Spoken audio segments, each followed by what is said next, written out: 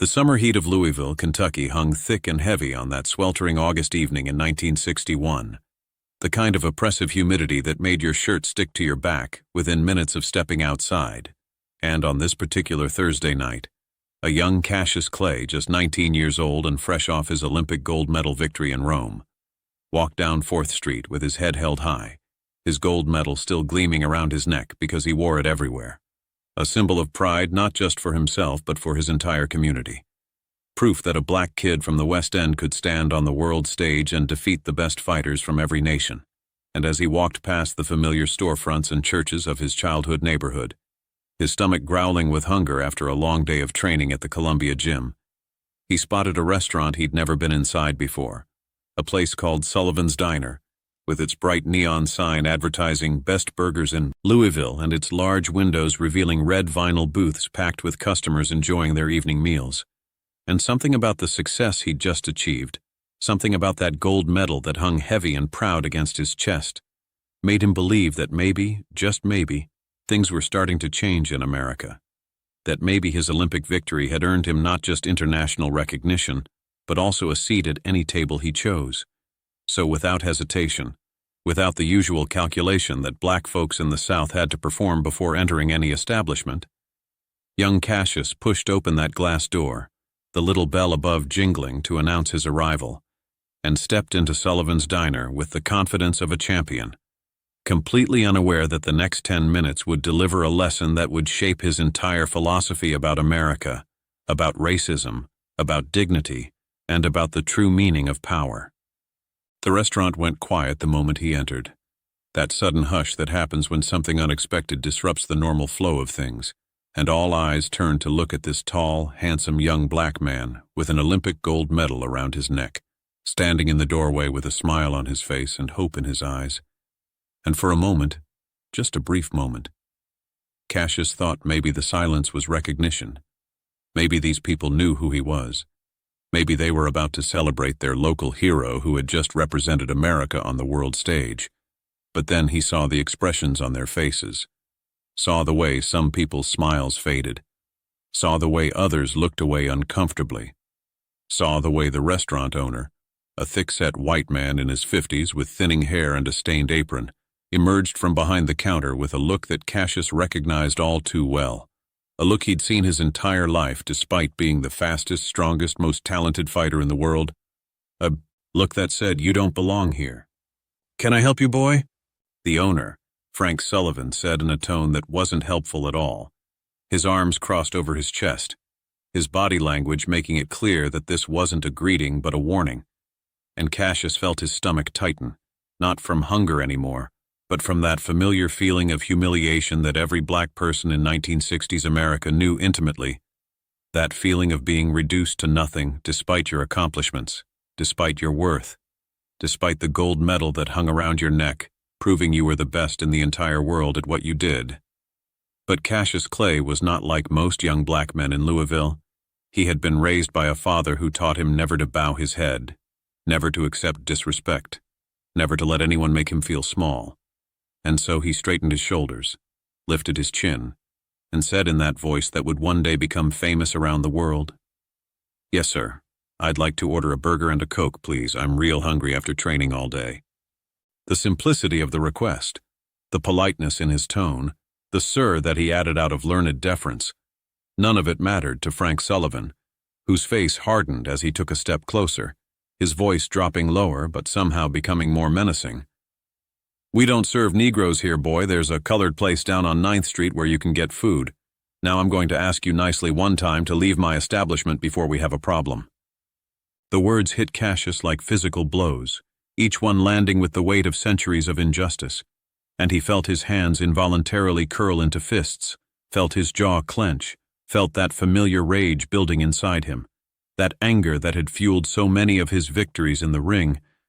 But this wasn't the ring, this was real life, and he knew that any physical response would only confirm every stereotype that men like Frank Sullivan believed about black people, would only give them an excuse to call the police, to have him arrested, to take away everything he'd worked for. And so instead of fighting, instead of arguing, instead of making a scene, Cassius Clay did something that shocked everyone in that restaurant. He slowly reached up and lifted the Olympic gold medal from around his neck, held it up so everyone could see it, the light catching on its surface, the red, white, and blue ribbon that attached it to his neck, representing the country that had just refused to feed him. And he said in a voice that shook with barely controlled emotion, "I won this for America, for my country. I stood on that podium in Rome and they played the national anthem and I cried because I was so proud to be an American. And now my own country won't even sell me a hamburger." The silence in the restaurant was deafening.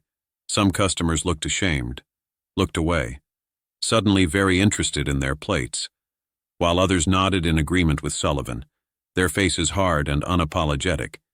And Sullivan himself just shrugged, his expression showing not even a flicker of sympathy or recognition. "I don't care if you won 10 gold medals, boy. The rules are the rules. Now get out before I call the police." Have you ever stood up for what's right even when it cost you everything? That question would define Cassius Clay's entire life. But on this night, faced with this humiliation, this rejection, this reminder that in America a black man could be a champion to the world, but still be refused basic service in his own hometown, he made a choice.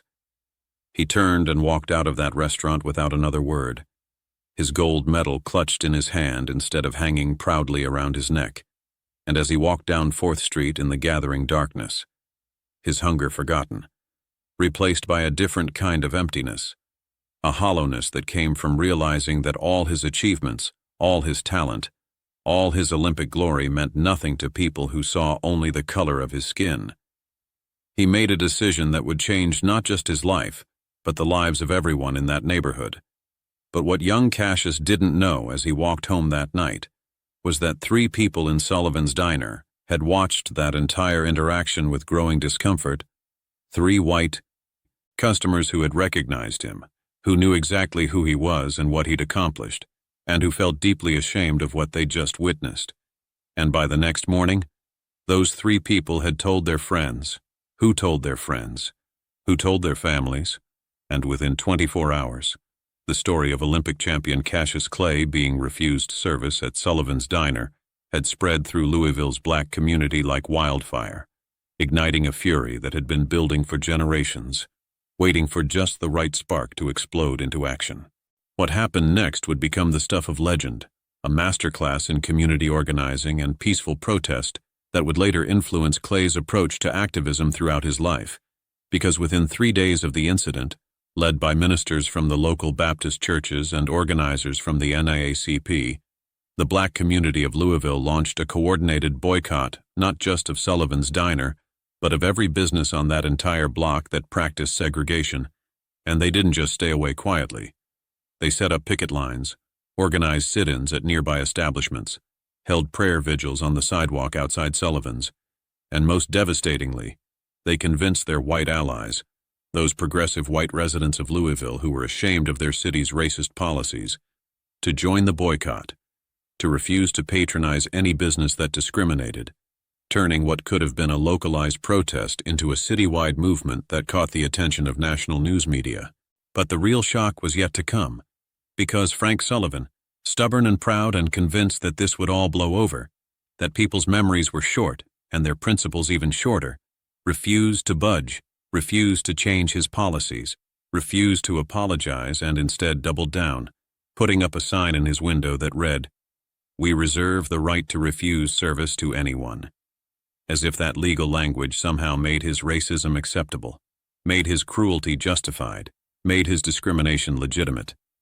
And for the first 2 weeks, Sullivan told anyone who would listen that he didn't need the black community's business, that he had plenty of white customers who supported him, that he would rather go out of business than serve those people in his establishment.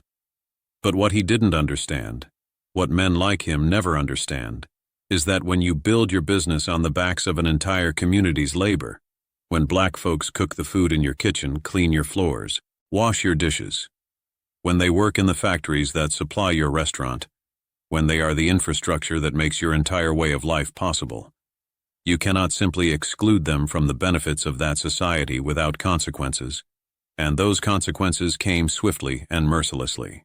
By the 3rd week, Sullivan's diner was operating at 30% capacity, The breakfast rush that used to have people lined up out the door now consisted of a handful of die-hard segregationists who came more to make a political statement than because they actually wanted the food.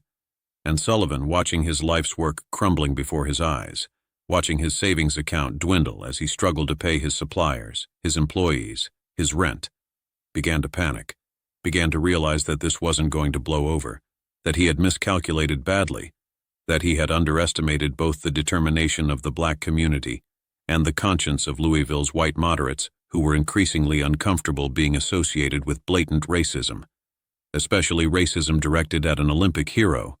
And by the fourth week, Sullivan's diner was on the verge of bankruptcy. The bank was threatening foreclosure.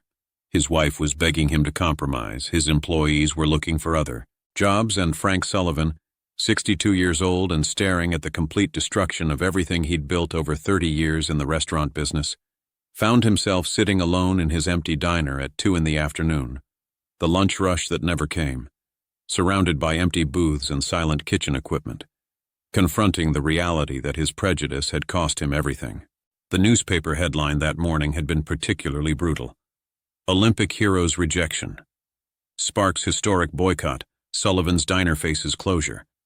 And the article detailed not just the financial impact, but also the moral dimension of the story, featuring interviews with community leaders who spoke eloquently about dignity, about equality, about the hypocrisy of celebrating Cassius Clay's achievements while denying him basic human respect. And as Sullivan sat there reading that article, probably for the 10th time, the door opened and he looked up expecting to see perhaps another journalist or maybe a process server with foreclosure papers. But instead, silhouetted in the doorway against the bright afternoon sun, stood Cassius Clay himself, no longer wearing his Olympic medal, dressed simply in slacks and a button-down shirt, and he walked into that nearly empty restaurant with the same confidence he'd had a month earlier. But this time there was something different in his eyes, not anger, not triumph, not vindictiveness, but something that looked almost like compassion, and he walked directly to the counter where Frank Sullivan sat, pulled out a stool, and sat down right next to the man who had humiliated him, the man whose racism had sparked a movement, and he said, "Mr. Sullivan, I think we need to talk." What happened in the next 45 minutes would change both men's lives forever, because Cassius didn't come to gloat, didn't come to lecture, didn't come to watch Sullivan suffer. Instead, he came with a proposal, a way forward, a path to redemption that would require Sullivan to change everything he believed, everything he'd been taught, everything his father had taught him, but would also save his business, save his livelihood, save his legacy. And the proposal was simple but revolutionary. Sullivan would publicly apologize for his discrimination, would remove all segregationist policies from his establishment, would commit to serving every customer regardless of race, color, or creed, would hire black employees in visible positions including waitstaff and management, and would become a vocal advocate for desegregation in Louisville's business community. And in return, Cassius would personally call off the boycott, would use his influence in the black community to encourage people to give Sullivan's Diner a second chance, would appear in the restaurant himself to signal that this was now a safe and welcoming place for everyone, would essentially put his reputation on the line to help save the business of a man who had rejected and humiliated him. "Why?" Sullivan asked, his voice barely above a whisper, tears streaming down his weathered face. "Why would you help me after what I did to you? I don't deserve this. I don't deserve your kindness, your mercy. I was cruel to you. I was wrong. I know that now, but why would you save me?" And Cassius looked at this broken man, this symbol of everything wrong with America, this representation of the casual racism that had oppressed his people for centuries, and instead of seeing an enemy, he saw a human being, flawed and frightened and capable of change, and he said something that would later become central to his philosophy as Muhammad Ali. He said, "Mr. Sullivan, I could destroy you. I have that power now. The community has that power. We could make an example of you, could turn you into a cautionary tale, could let your business die and nobody would blame us. We'd be justified.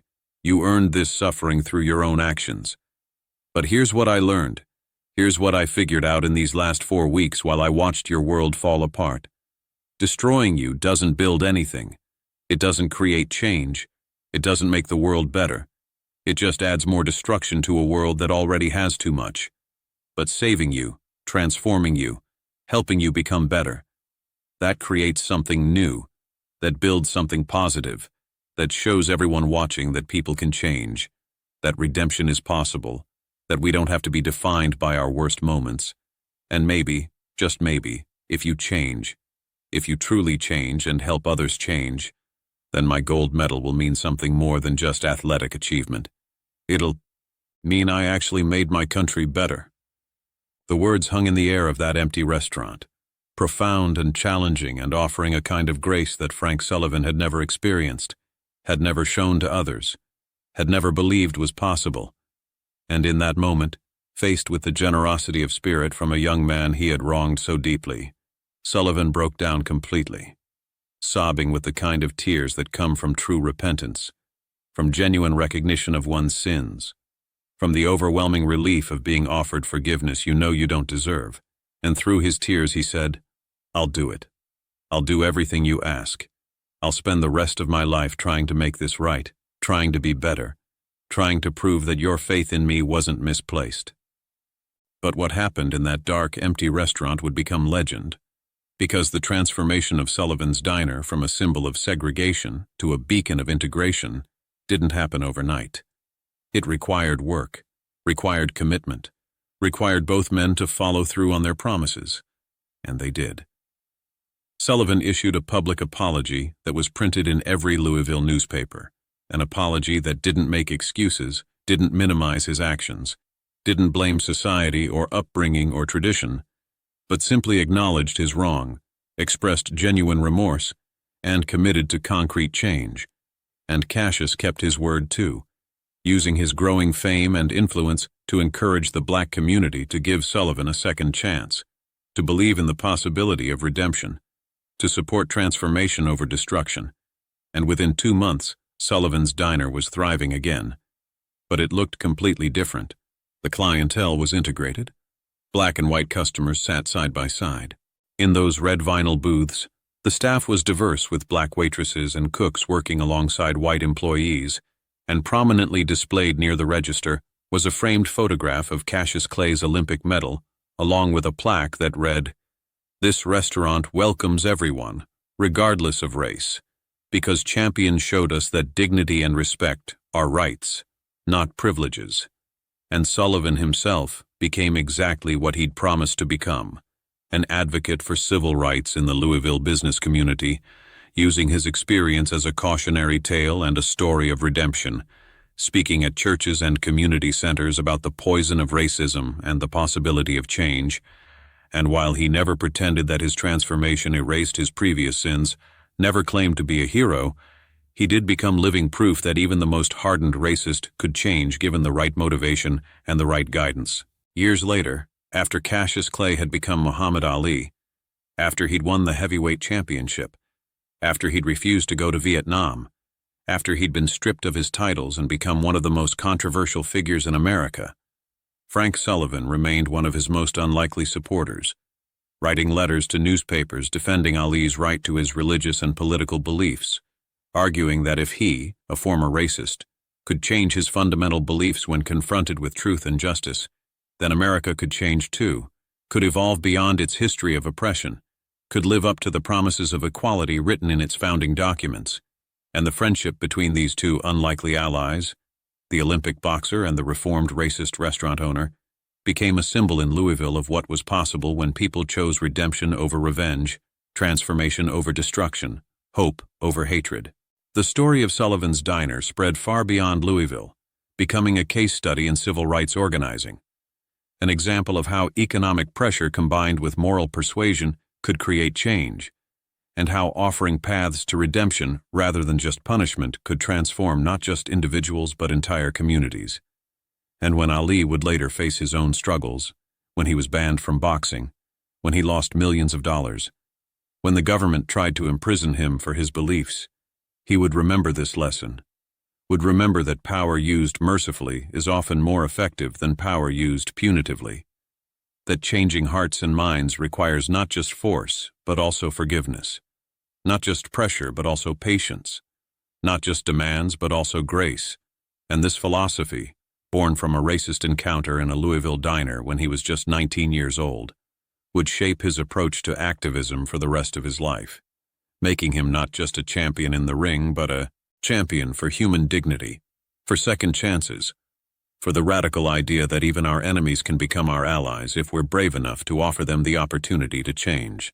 The legacy of that August evening in 1961 extended far beyond one restaurant or one city.